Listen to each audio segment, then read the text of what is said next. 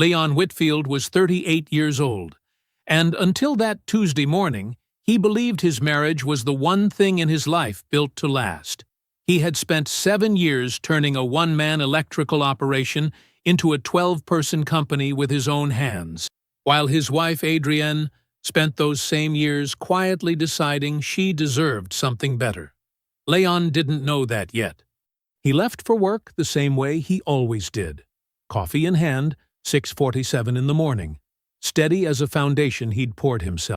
Then his phone buzzed. A motion alert from the Nanny cam they'd forgotten was still active. He almost ignored it. He almost kept driving. Instead, he pulled into a gas station and opened the app. What he watched in those 4 minutes and 11 seconds didn't just end his marriage. It revealed a plan, methodical, patient, and financially calculated, that had been running beneath his life for over a year. Adrienne thought she knew exactly who she was dealing with. She had never been more wrong. Before we jump into the story, comment where in the world you are watching from and subscribe, because tomorrow's story is one you need to hear. Leon Whitfield eased his truck out of the driveway at exactly 6:47 a.m., just like he did every Tuesday morning. The familiar weight of his travel mug settled into the cup holder, filled with the coffee he'd brewed at 6:15. His lunch cooler sat behind the seat, packed with the same care he brought to everything else in his life. The quiet Atlanta suburb was still waking up around him, and he welcomed these peaceful moments before the day truly began. At 38, Leon had built something real with his hands and his word. Whitfield & Sons Electric had grown from just him and his tool belt into a 12-person operation that handled commercial and residential jobs across 3 counties. Every step of that growth had come from the same place, showing up early, leaving late, and doing exactly what he said he would do. His crew knew they could call him at 10 at night if something went wrong, and he'd be there. His clients knew that when Leon Whitfield gave you a quote and a timeline, you could take it to the bank. He navigated the morning traffic with practiced ease, his hands knowing the turns before his mind had to think about them. There was satisfaction in that kind of routine, the evidence of a life built on solid ground, piece by piece, day by day. It was the same satisfaction he'd always felt in his marriage to Adrienne. They'd been together 11 years now, married for 9. He'd met her when he was still a journeyman electrician pulling decent wages, before the business, before the house, before any of what they had now. She'd been working events at a downtown hotel, sharp, warm, and funny in a way that made you feel seen, the kind of woman who remembered what you told her and brought it back later in thoughtful ways. They'd fallen in love at exactly the right time, when they were both ready to build something real. The last year and a half had brought changes in Adrienne that Leon noticed but hadn't fully examined. At 36, she wanted more: a bigger house, more travel, entry into social circles that required a particular kind of performance to maintain. He'd chalked it up to the natural restlessness of a woman who'd worked hard her whole life and wanted to see what that work could add to. He hadn't resented it, he'd just worked harder. The nanny cam was such a small detail, he barely thought about it anymore. They'd installed it 2 years ago when they hired a part-time housekeeper, just a simple motion detection camera mounted on a bookshelf in the living room, feeding to an app on his phone. The housekeeper had moved on after 8 months, but neither of them had thought to take the camera down. It had become like any other forgotten piece of furniture, present but unnoticed. Sitting in the slow pulse of traffic on I-20, Leon felt his phone buzz on the passenger seat. Motion alert from the living room camera. He figured it was probably just the cat. That animal had triggered more false alarms than he could count. He reached over and opened the app, expecting to see their orange tabby wandering across the frame. Instead, he saw Adrienne in her robe, moving toward the front door. She checked something, glancing out the window beside the door, and then opened it. A man walked in. He wasn't a repairman. He wasn't a neighbor. He was tall, well-dressed for this hour of the morning, and he moved through the doorway with the easy confidence of someone who had crossed that threshold many times before. He pulled the door shut behind him.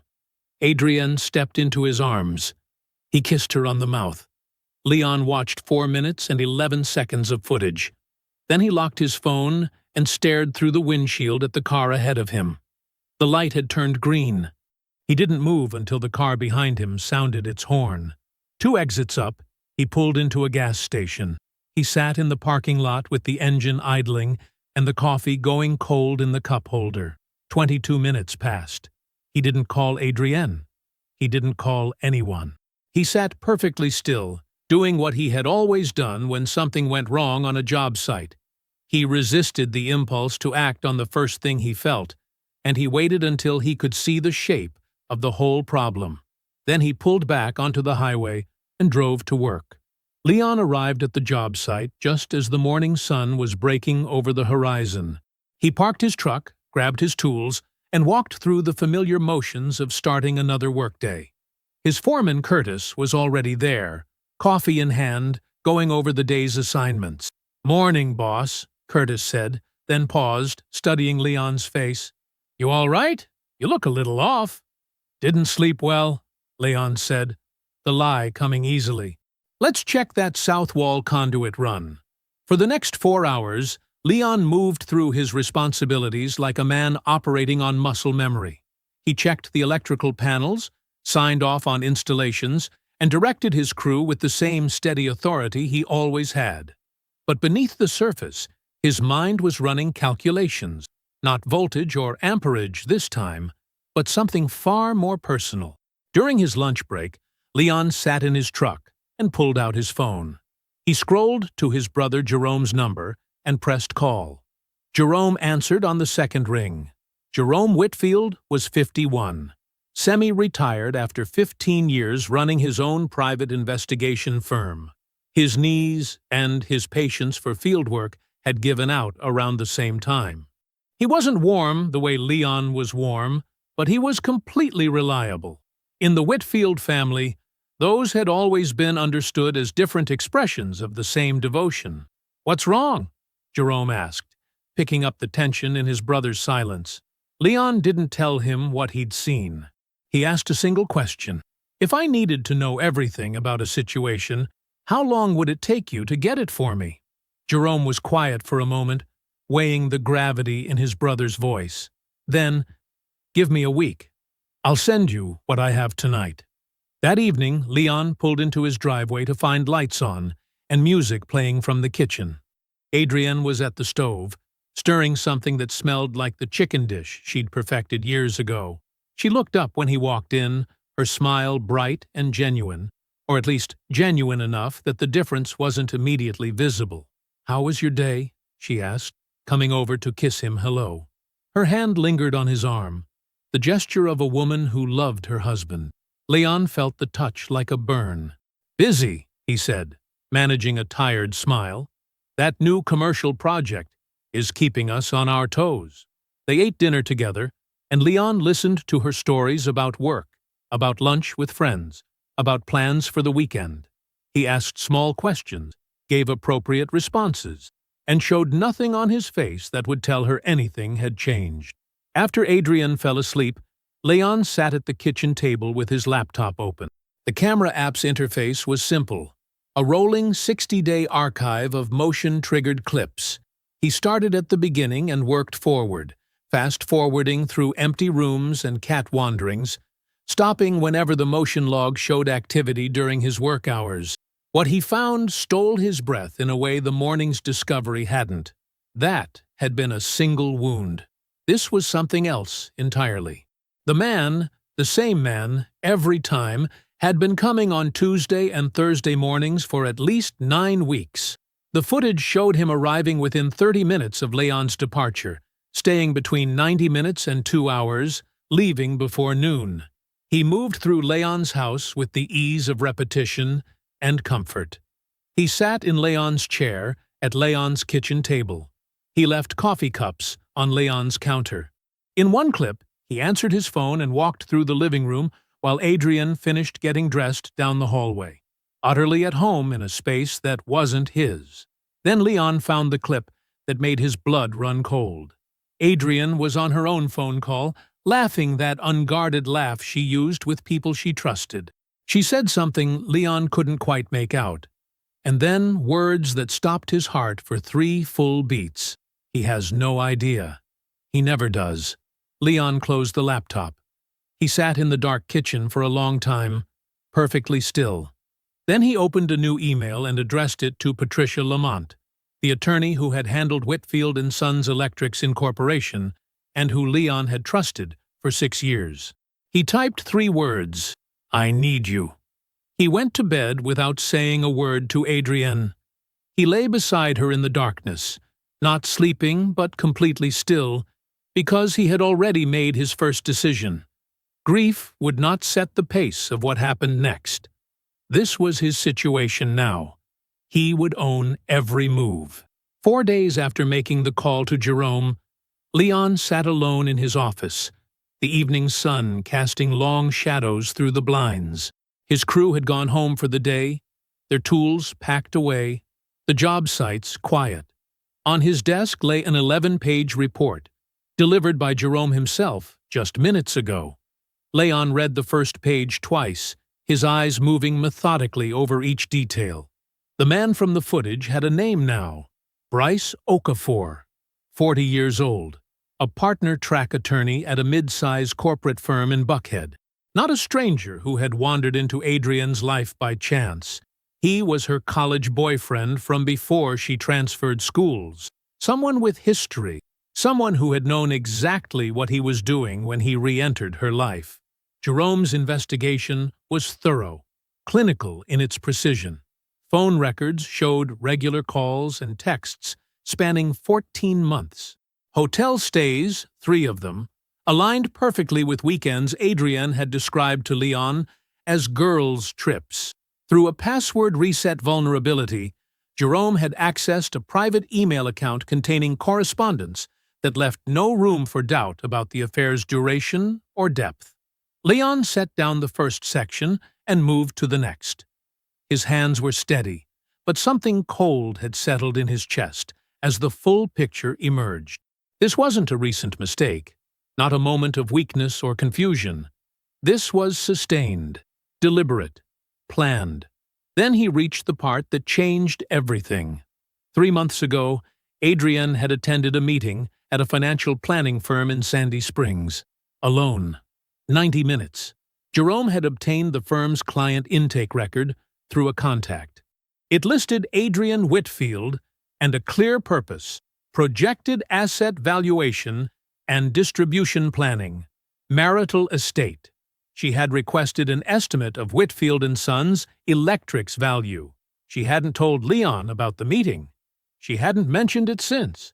Leon set the report down on his desk and looked out at the parking lot, where his truck sat alone under the security light. The pieces locked into place with a clarity that felt like ice water in his veins. This wasn't just an affair. This was an exit strategy. Adrienne wasn't just sleeping with another man. She was building a calculated departure, timing her divorce filing to maximize her claim on the business Leon had built from nothing. She was planning to take half of everything he'd created, everything he'd sacrificed for, and she was doing it with the same careful attention to detail he used on his most complex job sites. Leon gathered the report and drove directly to Patricia Lamont's law office. Patricia was still there, as he'd known she would be. She worked late more often than not. He laid everything on her conference room table. Jerome's report, the footage log, the financial planner record. Patricia went through it carefully, asking precise questions, taking detailed notes. When she finished, she leaned back and outlined exactly what they were facing, how Adrienne would likely characterize the marriage, what arguments her lawyers would make about the business valuation, what tactics they would use to maximize her share. "She'll claim emotional abandonment," Patricia said, tapping her pen against her legal pad. "She'll say you were distant, focused on the business, that she supported you through the lean years and deserves to share in the success. The business valuation will be weaponized to support her position. "What can we do?" Leon asked. Patricia explained the options available within Georgia's equitable distribution framework, legal moves they could make to protect the business, to document the affair's timeline, to establish Adrian's pattern of deception. None of it was simple, but all of it was possible. "How long do we need?" Leon asked, his voice level. 6 to 8 weeks, Patricia said. "To do this correctly." Leon nodded once. "Then that's what we'll take." He drove home in the October dark, his headlights cutting through the familiar streets of his suburb. Adrienne was watching television when he walked in. He sat beside her on the couch, and she tucked her feet under her and leaned against his shoulder, the way she had for years. Leon let her stay there, feeling the weight of her against him, because the plan had already started moving beneath the surface. His grief didn't get to be the loudest thing in the room anymore. He had work to do. Leon's alarm buzzed at 5:30 a.m. the morning after meeting with Patricia. He lay still for a moment, looking at Adrienne's sleeping form beside him, and felt the strange disconnect between what he knew and what he had to show. Then he got up, quiet and practiced, and went to make coffee. The routine was familiar. Measuring grounds, filling the water reservoir, pressing the button. He moved through it mechanically, while his mind mapped out the performance ahead of him. 6 weeks of careful acting. 6 weeks of being the husband she thought she had successfully deceived. When Adrian came downstairs at 6:15, Leon was at the kitchen table with his second cup, reading work emails on his phone. He looked up and smiled. Not too bright, not too forced. Exactly the way he would have smiled any other morning before yesterday. "Made enough for you," he said, nodding toward the coffee pot. She poured herself a cup and kissed his cheek as she passed, the gesture so natural it made something in his chest tighten. But he kept his face neutral, asked about her plans for the day, discussed what time he'd be home. That evening, he stopped at the grocery store and bought flowers, yellow daisies, nothing dramatic, the kind of casual thoughtfulness that fit their normal pattern. Adrian's face lit up when he handed them to her, and he wondered if she felt any dissonance between accepting his gestures and planning her exit. The days began to stack up, each one a careful construction. Leon attended dinner parties with their usual crowd, laughing at the right moments, telling the familiar stories about his crew's adventures on job sites. He suggested a weekend trip to Savannah that they discussed, but never quite managed to schedule. He remembered to pick up the dry cleaning when it was his turn. Meanwhile, beneath the surface, the real work progressed.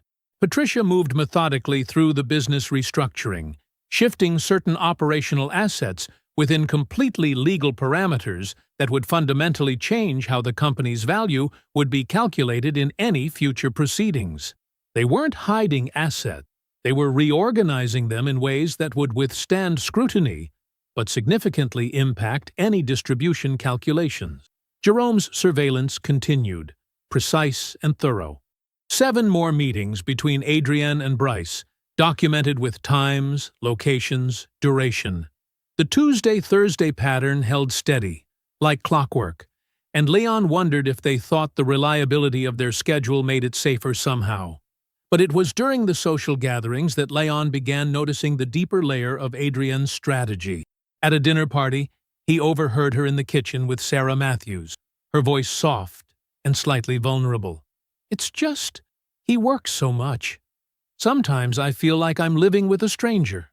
At a weekend barbecue, she sat with Mike and Jennifer Collins, and Leon caught fragments, trying to tell him how I feel, but a pause, a sigh that suggested more than it said. He started tracking which couples received these conversations. The Collinses, the Matthews, the Reeses. Each time, the same careful construction. Adrienne as the loyal wife trying to hold together a marriage to an emotionally distant husband. She was building her narrative foundation, preparing the social ground for the moment she would need sympathy rather than judgment. Leon said nothing. He smiled at the right moments, asked about people's children, discussed business with the husbands. He watched Adrian work the room with the same skill she'd always had, except now he could see the strategy behind every casual comment, every confiding moment. The only people who knew the truth were Jerome, Patricia, and, after a long Sunday afternoon conversation, his mother, Gloria. She had listened without interrupting, her face growing still and hard, but she had followed his lead. She served Adrian dinner that evening as she always had, gave nothing away in her expression. At night, Leon lay awake running numbers through his head. Asset categories, valuation adjustments, legal frameworks that Patricia had explained in detail. The business he'd built from nothing was transforming on paper, not diminishing but reorganizing, becoming something Adrian's carefully timed exit strategy couldn't touch in the way she planned. He wasn't grieving anymore. That space had been filled with purpose, with the precise execution of necessary steps. Every day that Adrian thought she was successfully deceiving him was another day to strengthen his position, to protect what he'd built, to ensure that when everything finally broke open, he would be ready. He was building something new now, not a marriage, but a fortress around everything he'd worked for. And he was building it with the same attention to detail that had made him successful in the first place. The charity gala buzzed with the particular energy of wealthy people feeling generous. Crystal chandeliers caught the light above tables draped in cream-colored linens, while servers in black ties weaved between clusters of evening wear carrying trays of champagne. Leon adjusted his tie. The suit was his own, well-fitted, bought 3 years ago when Whitfield & Sons Electric started landing bigger commercial contracts. He had dressed for those meetings the same way he dressed for this, like a man who knew his worth wasn't determined by anyone else's assessment. His client, Richard Morton, who had invited him and sat on the literacy organization's board, was explaining the evening's schedule when Leon saw Adrienne across the room. She was with Sarah Matthews and Jennifer Collins, so that part hadn't been a lie. But his attention caught on the man standing slightly behind them, holding a whiskey glass, wearing the easy confidence of someone who had never questioned his right to be anywhere. Bryce Okafor. In person, finally, after weeks of surveillance photos and camera footage. Leon turned back to Richard's explanation of the silent auction, his face giving nothing away. He excused himself to get a drink, moving toward the bar with unhurried steps. He could feel Adrienne watching him, probably wondering if he had noticed Bryce yet, probably already rehearsing whatever explanation she would offer if asked. He ordered bourbon, neat. The bartender was just sliding it across when Bryce appeared beside him. "Maker's Mark for me," Bryce said to the bartender, then turned to Leon with a smile that was calculated to put people at ease, while subtly reminding them who held the power in the interaction. "Leon Whitfield, right? I've heard good things about your company." The handshake was firm, professional, wrapped in the particular warmth that partner track attorneys cultivate. Up close, Bryce looked exactly like his photos, tall, polished, the kind of man who had probably never gotten his hands dirty except at a luxury spa. "Good to meet you," Leon said, his voice neutral, pleasant. He didn't add Bryce's name, didn't indicate whether he knew it or not. Just let the words sit there, unadorned. "The Morton Development Project. That was your crew, wasn't it? Richard speaks very highly of your work." Bryce's tone suggested he was bestowing approval from a position of authority, as if his opinion of Leon's business carried weight. "We do quality work," Leon said simply. He took a sip of his bourbon, then turned slightly back toward where Richard was standing. "If you'll excuse me." The dismissal was subtle but clear. He caught the flicker in Bryce's expression, surprise at being released from the conversation before he had decided it was finished, quickly masked by the assessment that this was simply evidence of Leon's social limitations. Leon moved back to his client, rejoining the discussion about the upcoming phase of the Morton project. He did not look back at Bryce, did not acknowledge Adrian across the room, did not give either of them anything to read. Later, driving home with Adrienne beside him, she mentioned casually that she had seen him talking to that attorney from the Morrison firm at the bar. Her voice was carefully neutral. "Seemed like a friendly guy," Leon said, matching her tone exactly. 2 days later, sitting in his truck outside the office at 6:30 a.m., Leon opened the text from Jerome. The attached report was thorough, devastating in its precision. 23 withdrawals from their joint savings account spread across 8 months. $475 on March 3rd, $650 on March 17th, $825 on April 2nd, $400 on April 15th. The pattern continued, amounts varying between $350 and $100, dates spaced irregularly to avoid creating a detectable rhythm. Total, $23,400. Jerome had traced the money to a credit union 40 minutes across town, an account in Adrienne's name only, opened 9 months ago. She had been building her escape fund piece by piece while sharing morning coffee with Leon at their kitchen table. Leon read the report twice, his face still. Then he put his phone in his pocket, got out of the truck, and walked to the office door. He unlocked it, turned on the lights, started the coffee maker the same way he did every morning. When the coffee was ready, he poured his cup and called Curtis to run through the day's assignments. His voice was steady, focused. The grief that had been sitting in his chest these past weeks had hardened into something else entirely. Not rage, but pure clarity of purpose. Gloria's house in East Point hadn't changed since Leon was a child. The same low ceiling, the same worn linoleum in the kitchen, the same smell of something always cooking on the stove. He parked his truck behind Jerome's sedan in the narrow driveway and sat for a moment, gathering himself. Inside, Jerome was already at the kitchen table, a cup of coffee in front of him. Gloria stood at the counter, pulling a pan of cornbread from the oven. The familiar domestic rhythm of it caught in Leon's chest. How many Sunday afternoons had looked exactly like this before everything changed? "Sit down," Gloria said, not turning around. "The coffee's fresh." Leon poured himself a cup and settled into his usual chair. Jerome nodded at him, but didn't speak. He had already laid out the folders containing everything they had gathered. Neat stacks of paper that represented 14 months of betrayal reduced to documentation. Gloria set the cornbread on a trivet and took her seat.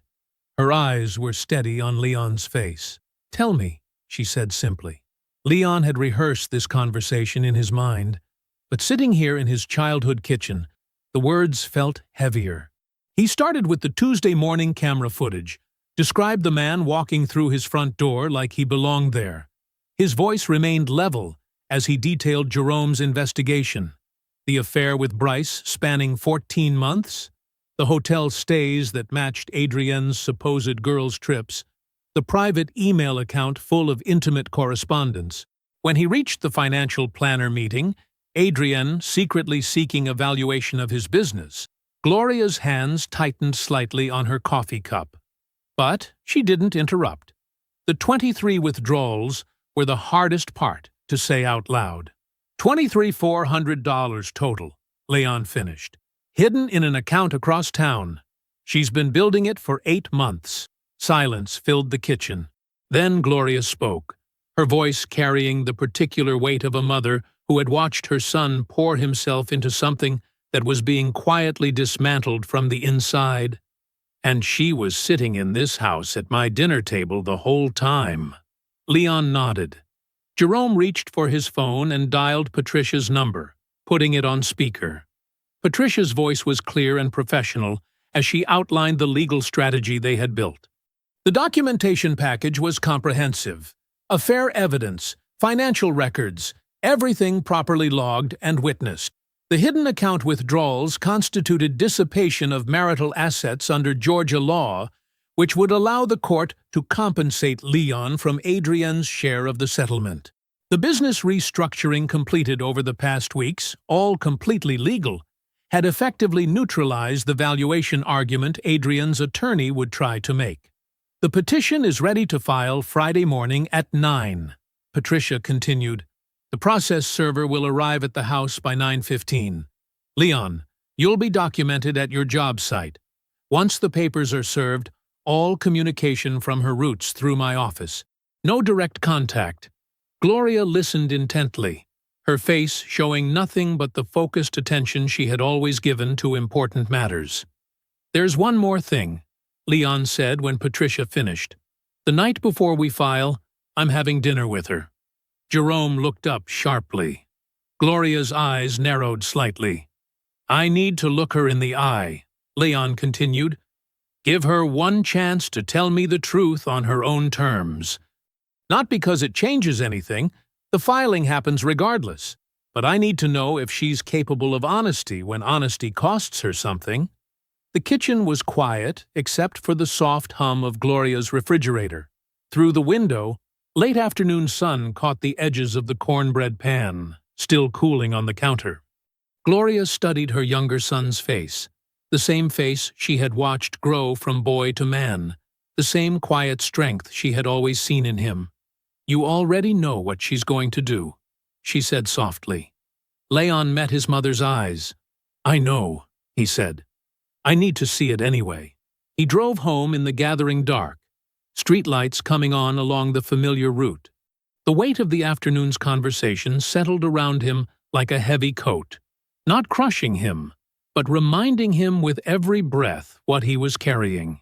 Leon stood at his kitchen counter, methodically peeling shrimp as steam rose from the pot of grits simmering on the stove. His movements were practiced, efficient, the same way he approached every task that mattered. The andouille sausage was already sliced, waiting to be added to the sauce he'd started. A bottle of Adrienne's favorite Chardonnay breathed on the counter. The familiar rhythm of cooking settled over him.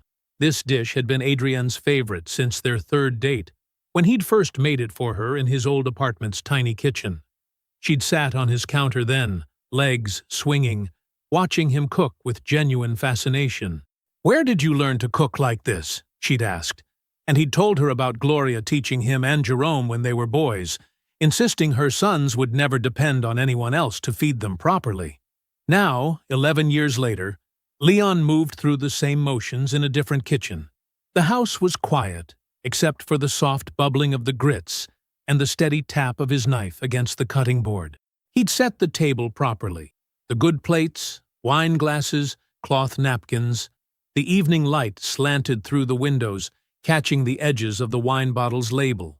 At 6:23, he heard Adrienne's key in the front door, the familiar sound of her heels on the hardwood, her bag dropping onto the entryway table. She appeared in the kitchen doorway and stopped, taking in the scene. Her husband at the stove, the set table, the wine waiting. "What's all this?" she asked, genuine pleasure in her voice. She kicked off her shoes and crossed the kitchen, wrapping her arms around him from behind, pressing her face between his shoulder blades. The gesture was so familiar, so seemingly authentic, that for a moment Leon felt the weight of 11 years pressing against his ribs. "Felt like cooking," he said, his voice steady. "Sit down. It's almost ready." She poured herself wine and settled at the table, talking about her day, a client who couldn't make up his mind, a lunch meeting that ran long, a funny thing that happened with the office printer. Leon listened as he plated the food, noting how easily she filled the space between them with comfortable conversation. Her laugh was real, her gestures natural. She had lived inside this marriage so long that performing it had become indistinguishable from inhabiting it. They ate. The food was good. He had not allowed his knowledge of what was coming to affect his cooking.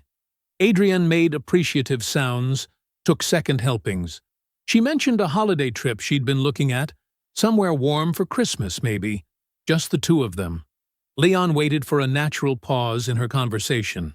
Then, keeping his voice exactly as it had been all evening, he asked, "Is there anything you want to tell me? About us? About how things have been for you?" Something flickered behind Adrienne's eyes, quick, almost imperceptible, like a light switching off in a distant room.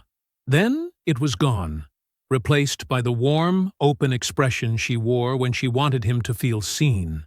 She reached across the table and laid her hand over his. "You know what?" she said softly. "I was thinking today about how grateful I am. For you, for this life we've built. I know I don't say enough how much I appreciate how hard you work, how steady you are." She squeezed his hand gently. "I'm happy, Leon. Really happy." She said everything in her considerable arsenal except the one thing that would have mattered. Every word was perfectly chosen, precisely delivered. She had always been gifted at that, knowing exactly what to say, how to say it, when to deploy it. Leon nodded. He refilled her wine glass. "Tell me more about this holiday trip you're thinking about." They finished dinner. They watched television on the couch. Adrienne fell asleep against his shoulder before 10, the way she had countless other nights. Leon waited until her breathing was deep and regular before carefully extracting himself. He went out to his truck and sat in the dark driveway. The neighborhood was quiet around him, streetlights casting long shadows across lawns. He wasn't crying. That door had closed weeks ago, sealed by 23 withdrawals and 14 months of calculated deception. When the cold started seeping through the windows, he went back inside. He did not return to their bedroom. He took a blanket from the hall closet and settled on the couch, setting his alarm for his usual early hour. At 6:47 the next morning, Leon pulled out of the driveway. He did not look back at the house. In truth, he had already left it. Leon pulled his truck into the Decatur construction site at 7:15, the same time he arrived every morning. The half-finished commercial kitchen gleamed under temporary work lights, conduit exposed along partially framed walls. Curtis was already there with two of the newer crew members going over the day's assignments. "Morning, boss," Curtis called out, clipboard in hand. Leon nodded, shrugging into his work vest. The familiar rhythm of the job site settled around him, the steady thrum of generators, the metallic clang of tools being unpacked, the easy banter of his crew. He moved through his normal routine, checking the previous day's work, signing off on material deliveries, answering questions about the conduit layout. At 9:03, while Leon was examining a junction box installation, his phone vibrated briefly in his pocket. Patricia's filing had gone through. He kept working. 14 minutes later, across town, a process server was ringing the doorbell of the house on Briarcliff Way. Leon didn't need to see it to know exactly how it would play out. Adrienne answering in her robe, because it was Friday, and she wasn't expecting anyone for at least another hour. The papers being placed in her hands, the server leaving before she finished reading the cover page. At 9:22, Leon's phone buzzed against his hip. He took it out, glanced at the screen. The text from Adrienne read, "What is this? Call me." He read it once, turned the phone face down, and went back to discussing the electrical panel placement with Curtis. "We need to shift this 3 inches to the left," he said, marking the spot with his pencil. "Code requires more clearance here." His phone vibrated 4 more times in rapid succession. He felt each buzz against his leg but didn't reach for it. At 9:44, it rang. Adrienne's number. He let it go to voicemail. At 10:02, another call. Unknown number this time, probably the first attorney she'd managed to reach for a consultation. He didn't answer that one either. Instead, he sent a single text to Patricia. "She's been served." Patricia's response came immediately. "Handled. You won't hear from her directly again." Leon spent the next 2 hours working steadily through his morning checklist, approving material orders, coordinating with the general contractor about schedule changes, walking the site with his crew leads to ensure every installation met his standards. His phone stayed in his pocket, silent now that Patricia's office was intercepting all incoming calls from Adrienne's numbers. At noon, he drove to a diner on Metropolitan Parkway. Jerome and Gloria were already in their usual booth. Coffee ordered, menus on the table, and a slice of peach pie in front of Gloria that she'd started without waiting. "They changed the recipe," Gloria announced as Leon slid into the booth. New owner thinks adding nutmeg improves it. He's wrong. The coffee's better, though, Jerome offered, pushing a mug toward Leon. They ordered. Club sandwich for Jerome, patty melt for Leon. Gloria worked on her pie and told them about Leon's nephew Danny finally deciding on Georgia Tech for engineering. Like his uncle, she said, glancing at Leon with quiet pride. Curtis set a date for the wedding, Leon mentioned between bites. Early April. Asked me to be there. Good man, Curtis, Jerome nodded. Been with you, what, 4 years now? Going on 5, Leon corrected. Helped me wire that whole medical complex on Ponce. They discussed the diner's new ownership. Jerome insisted the home fries had improved. Gloria maintained nothing was as good as it used to be. Leon stayed neutral and finished his sandwich. The conversation moved easily around the empty space where Adrienne's name might have been. There was nothing left to say about her that mattered. When the check came, Gloria insisted on paying. Mother's privilege, she said firmly, the way she'd been saying it since Leon and Jerome were boys. Back at the job site, Leon's crew was already returning from their own lunch break. Curtis had the afternoon schedule mapped out. Panel installations on the east wall. Conduit runs to finish on the north side. Leon moved through the familiar motions of his trade, checking connections, verifying measurements, teaching the newer crew members the particular way he wanted things done. The afternoon proceeded without incident, marked only by the steady progress of work being done properly by men who knew their business. By 4 o'clock, they were ahead of schedule on the panel installation. Leon signed off on the day's progress reports and watched his crew pack up, exchanging casual goodbyes and plans for the weekend. The conference room in Patricia's office offered a stark view of Peachtree Street through floor-to-ceiling windows. Morning traffic flowed 20 stories below, cars catching glints of October sun. Leon sat beside Patricia, a closed manila folder centered precisely on the polished table in front of her. His work clothes felt out of place against the leather chair, but he had come straight from a job site, and he wasn't interested in changing for this. At exactly 10 o'clock, Patricia's assistant opened the door. Adrienne walked in first, wearing a cream-colored blazer that Leon recognized, something she'd bought for a charity board meeting 3 months ago. Her attorney, Sarah Gaines, followed with a leather portfolio tucked under her arm. Both women moved with the particular careful dignity of people who had rehearsed their entrance. Adrienne's eyes met Leon's for a fraction of a second before sliding away. Her makeup was immaculate but couldn't quite hide the shadows beneath her eyes. She had been crying recently. "Thank you for agreeing to meet," Gaines began, setting her portfolio on the table. "We believe there's room for productive discussion before—" Patricia opened the folder. What followed was not a negotiation. It was not even truly a conversation. It was Patricia Lamont doing what Patricia Lamont did best, presenting documented fact in the same flat, procedural tone she used for everything. Because the material required no dramatic flourish to land with devastating effect. "We'll begin with Exhibit A," Patricia said, sliding the first page across the table.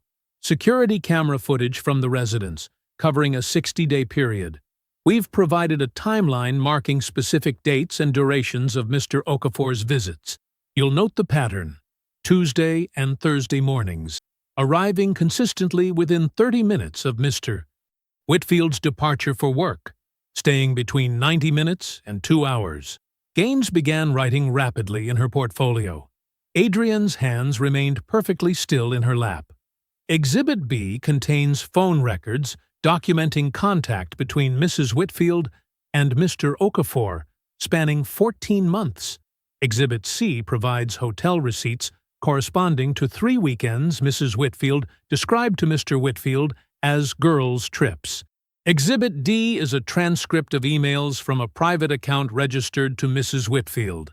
Patricia continued methodically through the evidence. Her voice never rose. Her pace never quickened. She simply laid out fact after fact, page after page, building a wall of documentation that sealed off every possible avenue of denial or reinterpretation. When she reached the financial section, Adrian's composure flickered for the first time. On July 12th, Mrs. Whitfield attended a 90-minute consultation with Riverside Financial Planning in Sandy Springs.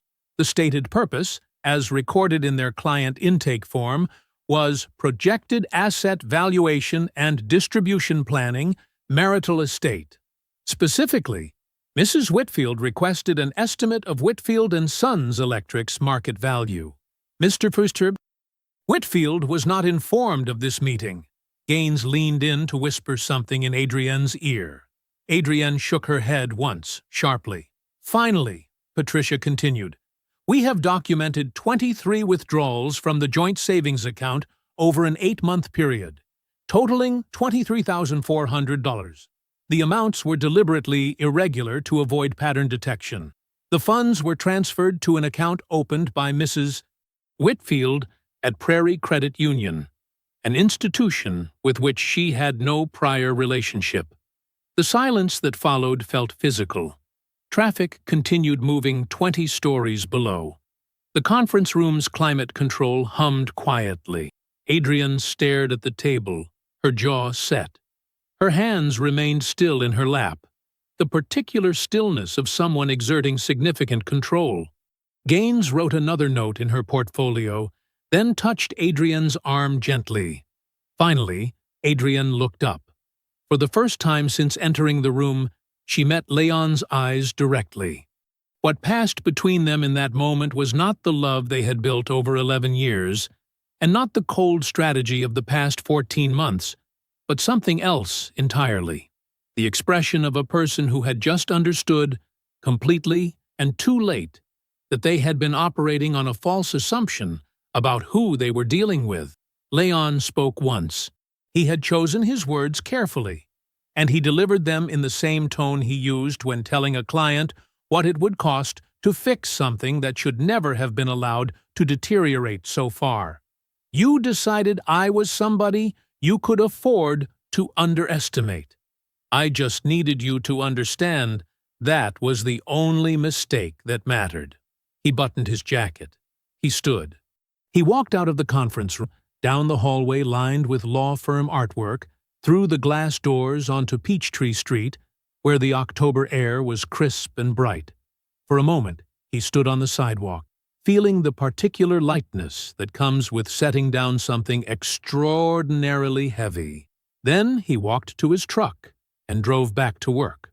The Depot Diner on Flat Shoals hadn't changed its coffee in 20 years, and that was exactly why Leon chose it. Old places held their shape. They didn't pretend to be anything they weren't.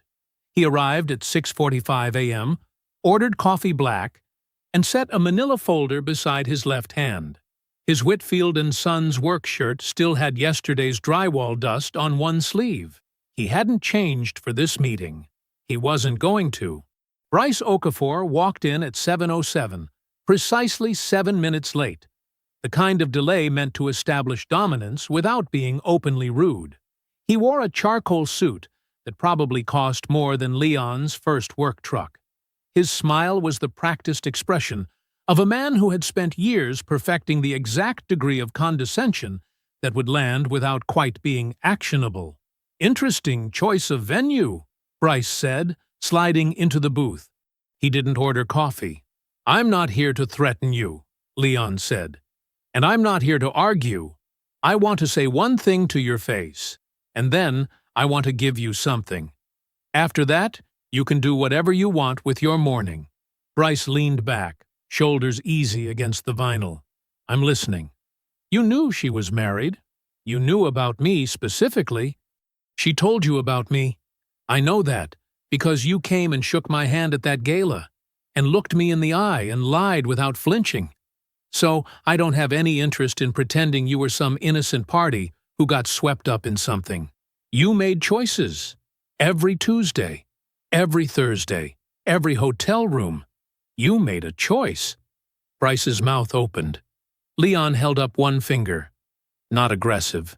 Just, "I'm not finished. I'm not asking for an apology. I don't need anything from you emotionally. What I am telling you is that a man who will walk into another man's house and sit in his chair. Leon paused just long enough for Bryce to feel the weight of knowing that detail. Is a man who has decided the rules don't apply to him. And in my experience, men who believe that tend to have built their entire lives on other people not looking closely. Leon slid the manila folder across the table. Bryce looked at it, but didn't open it. Go ahead, Leon said. The first 3 pages were printed email exchanges between Bryce and a junior associate at his firm, Danielle Osei. In them, Bryce had pressured her to falsify billing records on 2 client accounts. When she refused, he had threatened her career. Danielle had kept every email. She had also, it turned out, kept a recorded phone call. Jerome hadn't gone looking for this. Danielle had reached out after seeing his old PI firm referenced in a legal forum, where someone mentioned Jerome's work on professional misconduct cases. She had been holding the evidence for 2 years, afraid and uncertain, waiting for the right moment and the right context to come forward. The remaining pages were a formal complaint addressed to the Georgia State Bar's Office of General Counsel. 2 signatures at the bottom, Danielle Osei and Leon Whitfield as corroborating witness. Bryce's expression didn't collapse all at once. It degraded slowly, like a structure losing load-bearing supports, one at a time. The complaint was filed this morning at 8 o'clock, Leon said. I'm not telling you that to hurt you. I'm telling you so you understand the timeline. It is already done. Danielle filed it because she decided she was tired of carrying it alone. I co-signed because what you did to her and what you helped do to my marriage come from the same place in you, the part that believes other people exist for your convenience. You have no idea what you've just... Bryce's attorney voice came back, thinner than before. I know exactly what I've done, Leon said. And so does your managing partner. He received a courtesy copy at 7:45. The silence at the diner table was absolute. A waitress refilled Leon's coffee. He didn't drink it. I don't hate you, he said, and meant it. I don't have room for that. But I want you to understand something before I walk out this door. You looked at me in that tuxedo, and you saw a man you didn't have to take seriously. That's the only reason any of this went the way it did for as long as it did. I just needed you to know that the man you dismissed is the same man who ended your career on a Tuesday morning before he went to work. Leon left exact change on the table. He walked out, leaving Bryce alone with his 12-page folder and the weight of what was already in motion. 8 months passed like water. The divorce finalized in June, handled through paperwork. Adrienne's settlement reflected the documented asset dissipation. The $23,400 in unauthorized withdrawals factored explicitly in the court's calculation. She received a fraction of what her financial planner had projected. Bryce resigned from his firm by mutual agreement in December, 8 days before the state bar completed its preliminary review. He retained separate counsel and stopped returning Adrienne's calls. Leon sold the house in July. He bought a smaller one 12 minutes from his mother. 4 rooms, good yard, garage big enough for a proper office. He painted the living room himself on a Saturday afternoon. Windows open, music on. Whitfield & Sons Electric hired 2 new crew members in August, bringing the total to 14. In September, Leon signed a lease on a small commercial space in Marietta, the second office, the expansion he had been quietly planning for months. The social circle Adrienne had cultivated remained almost entirely loyal to Leon. They had known him longer, had always known him as the one who showed up, who followed through, who remembered what you told him.